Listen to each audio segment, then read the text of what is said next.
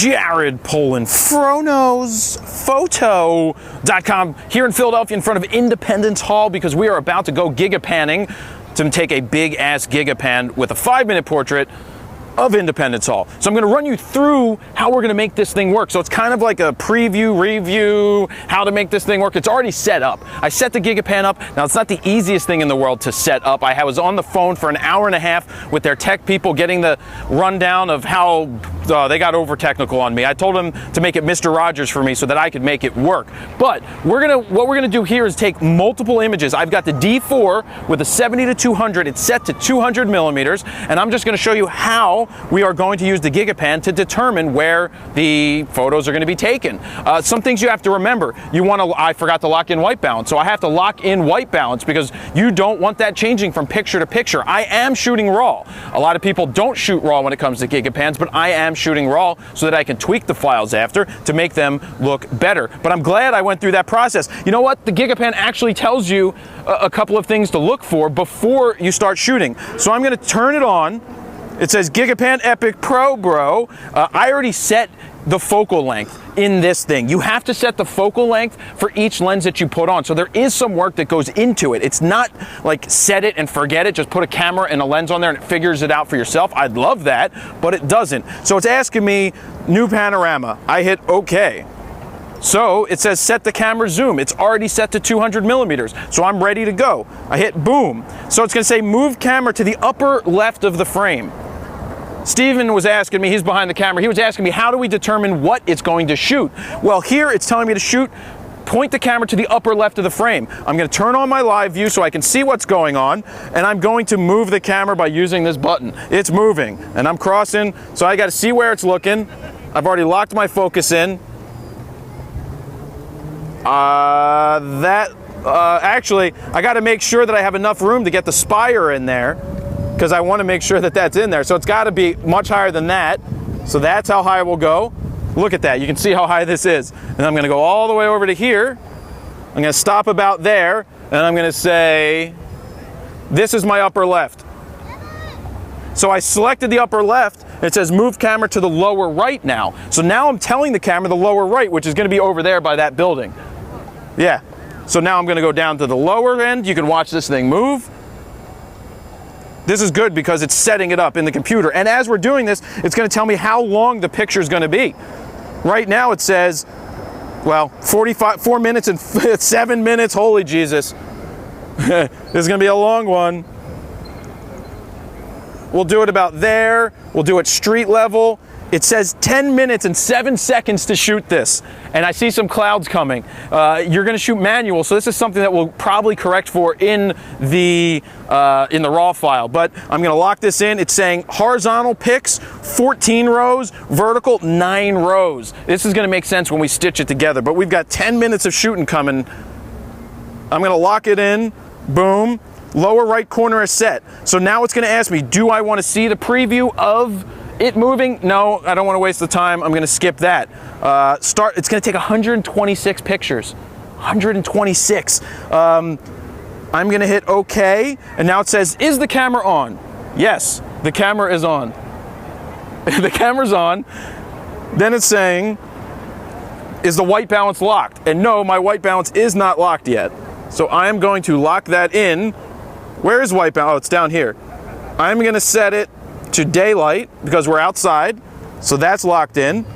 Then I'm going to hit exposure is locked, it's manual. Focus is locked, I've pre-focused in a certain area, and then we're going to hit OK. Flash is off, and it's going to start taking the panorama. So how much time's on there, Steven? 15 minutes. We still have 15 minutes, so we're going to let it run through this whole process. But look, it's moving, it's taking pictures. Oh, I'm going to turn off live view in a second.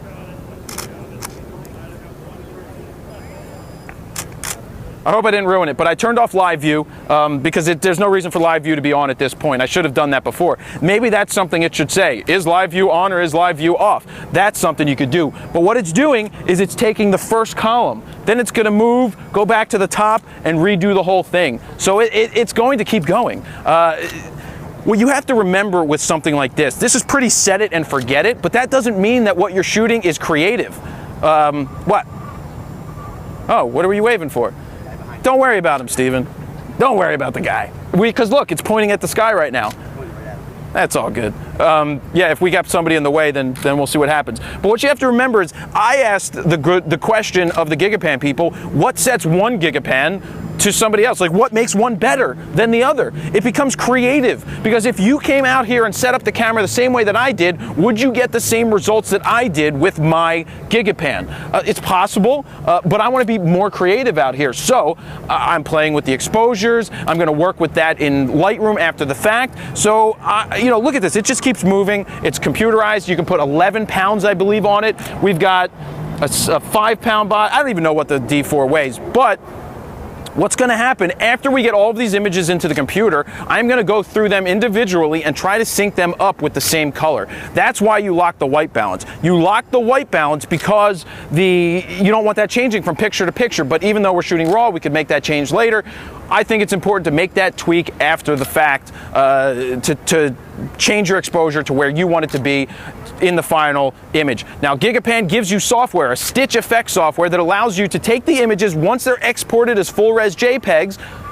Hello, it's moving, it's working, and then it stitches them together in a program into a gigapixel type image that you can upload and interact with on the internet, which is really awesome. You can even do a 360. Right now, their software on their website, the website doesn't allow you to view the 360, but in the computer, you can view the 360 in their software. They're working on an upgrade so that you can do that. But other than that, you know, I'm still working to figure it out. This is kind of still a preview. Obviously, it's more than a 5-minute portrait, being that it's taking 10 pictures. How much time's left? 7 minutes and 17 seconds. The GigaPan Epic Pro tells you how much time is left and how many pictures are taken, which is pretty cool. I have VR off in this case. Some of you may ask. I have the tripod set and leveled. There is a level on this, and it's being fired through this USB cable that attaches to the 10-pin of my D4. So that's going to vary depending on what camera you have, but GigaPan gives you 6 different ones for depending on which camera you have. So it should be pretty good. Steven, did I forget anything?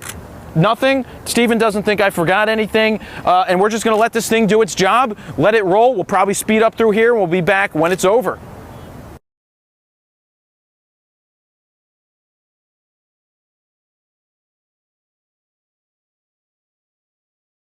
While we still have 5 minutes left, I want to explain, I didn't go into details about how you set this up. There's mechanical, there's things you could change. I'm not starting over, I'm going to continue.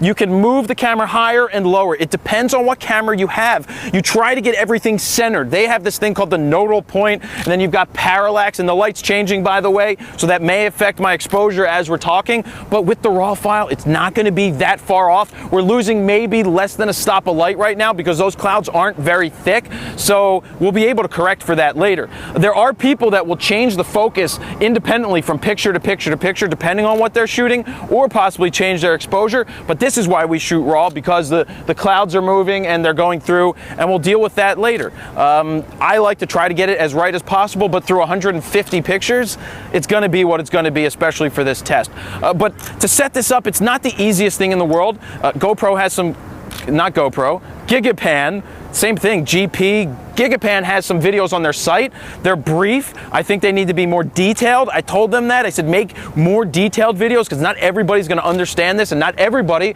is going to want to read that manual. The manual's thick. It comes with a card that doesn't explain everything. I thought it was going to be simpler than it was, and the first one that I did was totally bad. They also recommend that when you do a test, or when you first get it, do tests before you go out and shoot 150 like we're doing right now. But there is something that you have to do. Every lens has to be set up. You have to tell the camera, the GigaPan, where it is. When you put a new lens on it, the GigaPan's going to have you check the vertical horizon, love that band, the lower horizon, and you set it so that the camera knows what lens you have, that the GigaPan knows what lens you have on it. I mean, there's a lot that's involved with doing this, but once you get down the ideas of how to make it work, it should be much easier.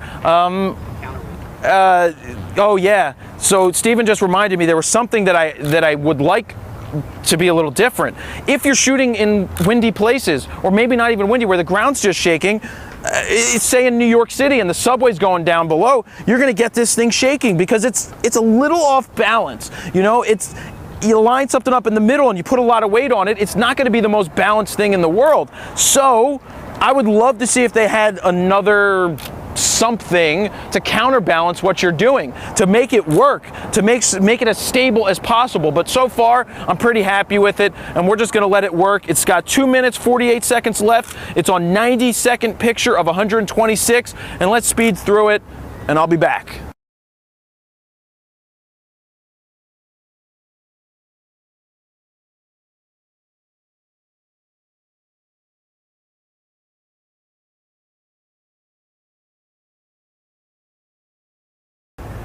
Panorama done!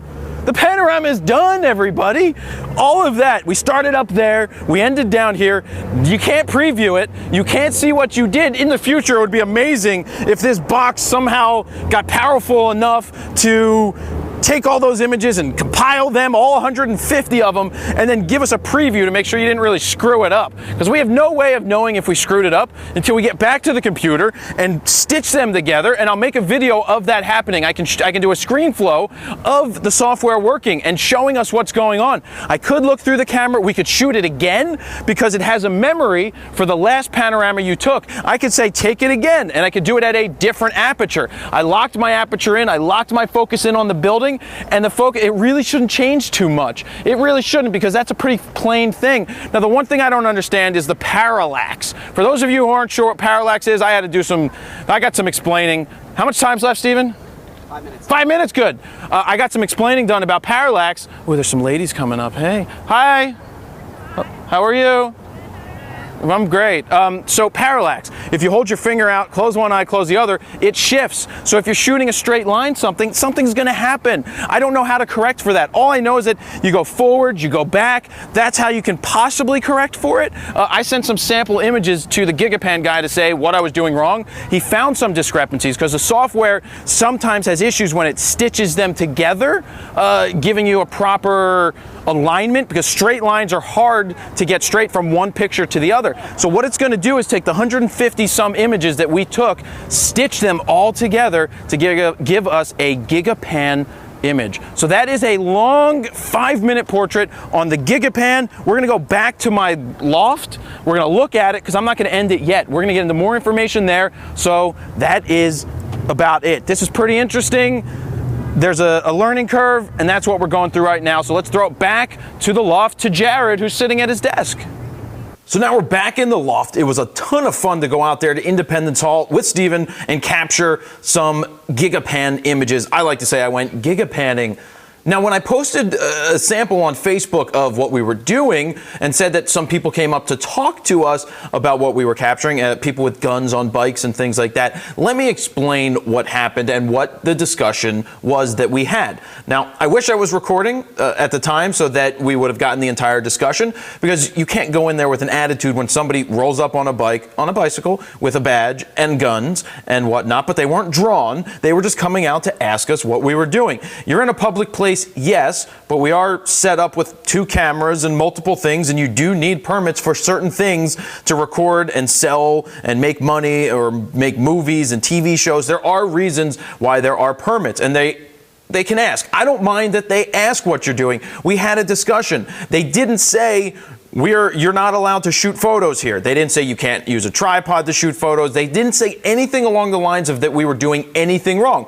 They asked what we were doing. So I said what I was doing, taking pictures, making a video of what I am doing, didn't go into too much detail, and then asked, what are the rules? What is your concern? I was asking them, what are the rules that I have to follow so that I can be educated and know? So he let me know that if you are making content or making a video or something or photos that are going to go out to the world or out to people, and when I asked the number, he's like, well, it could be 1 and it could be 1 million. That leaves a lot up for interpretation, but if you're going to be putting it out there, you're supposed to get a permit, and then we got the phone number of the person we're supposed to call. They said you could get a citation if you don't. He wasn't going to give us a citation. He didn't give us a citation. They were perfectly fine, but I asked what the citation was. They said it would be $100, and I asked what a permit would cost, and he thought maybe $25. He didn't have the actual costs. That's why they gave us the phone number of who to talk to. So it was a good conversation. You can't flip out, and you can't be a dick, There's no reason to be a dick in a situation like that. You just have a conversation, you ask questions, and we weren't doing anything wrong, and we continued to finish what we were doing. Do I agree with it? No. I think that if I'm going to make content in front of Independence Hall, and you people around the world think it's cool, it could be a tourism thing, and you may want to come here because of a video I make. That's how my marketing brain looks at it, but of course, permits, I have a call in to the other guy, and we're going to get information on that, and maybe I can go interview him about the rules. We'll get a permit to interview him out in front of Independence Hall. So sorry that I went on for so long there, but I thought it was important to share what happened when police or whoever they were, I mean, they were police, they were some kind of governmental thing. The other thing is, if people are going to be taking pictures, people take pictures all the time. They put them on Facebook. They're sharing it with everybody else. But that's beside the point. I asked what the rules were. They left. We were on great terms. They didn't have a problem. They weren't giving us a citation. They were just making us aware in the future, if you want to shoot around Philly and do certain things, not just shoot, but make content that would go out to people for whatever reason, then you're going to need a permit. So let's move into what happened here and show you some of what we did. So you saw that I ended up taking, it was 139 pictures is what it ended up being. Let me see, 135 pictures actually. This is what it looks like when it comes into Lightroom. So it doesn't really look like very much. And you may be, well, you can see a little bit here of how it may work, but you're wondering what's going to go on. You know, how do you color correct for this? These are all raw files. What I did is I selected one of them and I made a simple tweak. It's so hard to decide what to do when you're looking at a small square and how that's going to affect the rest of the image. GigaPan does let you export a raw file, not a raw file that opens in Lightroom 4, because I've tried that, but it will give you a TIFF file, which you can go ahead and then correct and do what you want. But let's get back to the computer. So how do we go ahead and take the images, these 135 images that we have, and make it into a GigaPan? Well, you bring it into their Stitch program. You can see that this is 9 columns by 15 rows. You can see what's going on here, right? You can see that it pretty much looks right, but you're like, hey, why is this doubled here? Well, what's going on is the GigaPan takes extra space. It accounts for an overlap so that it can line things up and stitch it together properly. So that's why you see some overlap. At this point,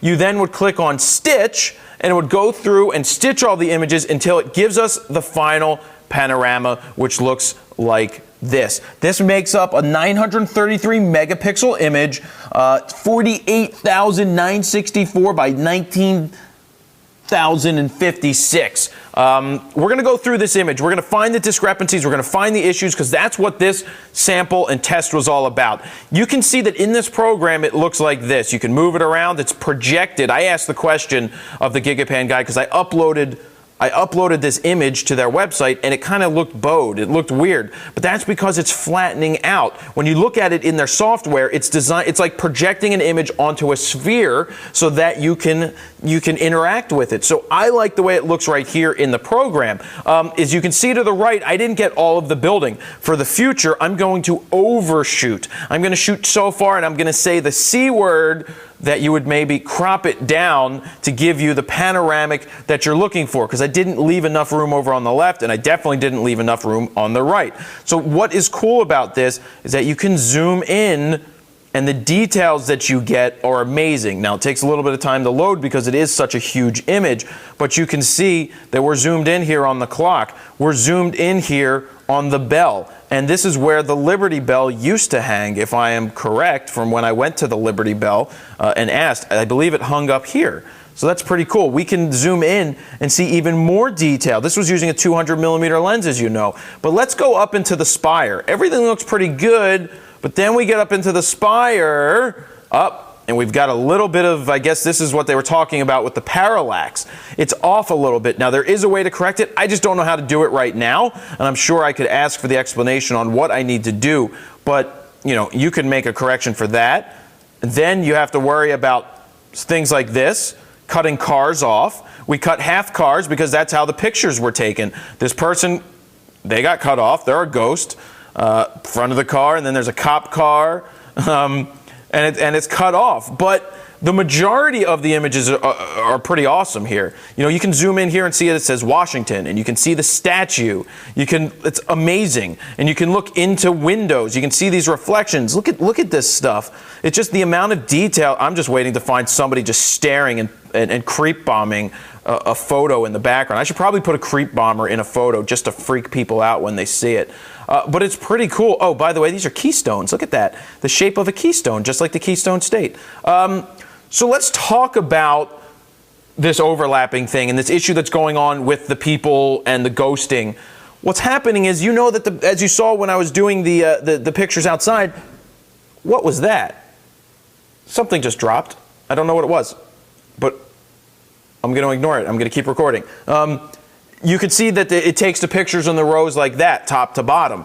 But if you want to get a clean shot across the bottom row, after the original panoramic is taken, you can go through and do a replay thing where it will let you replay and take pictures again. But this time I would take them across the bottom when the cars weren't there. I would have waited for a specific point when the cars either weren't there or they were fully in frame or the people weren't cut off or fully in frame. So you could take that all the way across the bottom, and then what you would do in the Stitch program, you would go back to select images and you would replace certain images with the other ones that you wanted to take. So it is a pretty powerful thing. It is pretty cool. It is a little flat. I would like to make it go punchy McPuncherson more, but this is really just a simple tweak that I did in Lightroom in a couple of seconds and sync them across the board. I would love to spend more time independently, but what I can do is export a TIFF file, which is 988 megabytes, by the way, or maybe it was 898 megabytes. Really big TIFF file, and then take it into Lightroom and go ahead and tweak it and make it sharper and more vibrant and more colorful. That is what I would like to do. But this was more of just a sample, a test, a 5-minute portrait for using the GigaPan out here at Independence Hall in Philadelphia. And I think it turned out very well. There's only some small issues in the spire. Straight lines are what they have issues with, but all in all, I think it's pretty good. Maybe the next time I'll do a 360-degree panoramic. Maybe I'll get a permit. Maybe I won't. We'll find out when I talk to the permit guy, and I'm going to try to get him to do an interview and just give us knowledge. I mean, I don't see why he shouldn't. I will ask. I will do my best to go sit down with him out front of Independence Hall and ask him what the rules are. So that is what we have, guys. You can interact with this image up on the website. You can click the link below if you're on YouTube. It's going to take you over to the post where this image is located. You can zoom in. You can look through it. You can take snapshots around the image and point things out. But all in all, I think it's pretty cool. It's a huge-ass 933 megapixel image. We didn't hit a gigapixel yet, but one day, maybe I will. So thank you for watching this 5-minute portrait. Jared Polin, FroKnowsPhoto.com. See ya. Thank you for watching this video. If you'd like to subscribe to my YouTube channel, just click the subscribe button right here below the video, as YouTube has made the change. And one more thing, click on subscription updates, manage subscriptions, and if you would like to get an email every time I upload a new video, click this box. If you'd like to see it in your feed on YouTube, click that box. And over on FroKnowsPhoto.com, if you haven't signed up for the Froknows Photo email list, you can go ahead and put your name in this box, your email in this box, hit send it, and I will send you a free photo guide, a guide to capturing motion in low light situations.